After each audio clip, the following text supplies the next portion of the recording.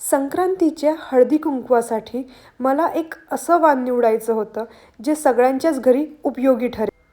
आणि मग मी काहीतरी होममेड द्यायचं ठरवलं. आणि त्यासाठी मी ट्रेडिशनल, हेल्दी आणि सगळ्यांनाच उपयोगी पडेल असे चटण्यांचे पॅकेट्स द्यायचं ठरवलं. मी शेंगदाणे आणि जवसाची चटणी करायला घेतली आणि त्यासाठी शेंगदाणे आणि जवस कमी आचेवर छान भाजून घेतले. आणि पुढच्या प्रोसेससाठी मी गेले मसाला कांडप केंद्रात.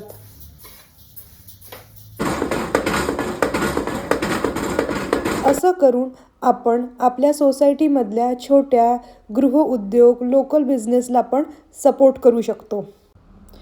त्यांनी कांडून त्यात तिखट मीठ घालून चाळून व्यवस्थित ही चटणी तयार करून दिली. आपल्याकडे काय काय करून मिळतं? शेंगदाण्याची चटणी, धने पावडर, जिरे पावडर, काळा मसाला, तांबडं तिखट, हळद, सगळे वेगवेगळे मसाले करून मिळते. आणि चटण्या पण. हो, शेंगदाण्याची चटणी, जवसाची चटणी, कारळची चटणी, परत खारीक खोबरं, सुंटोडा ते पण करून मिळतं. कुरड्या, पापड्या, शेवया. या चटण्यांना छोट्या छोट्या पॅकेट्समध्ये पॅक करून माझे वाण तयार झाले. आपण या संक्रांतीला काय वाण देणार आहात?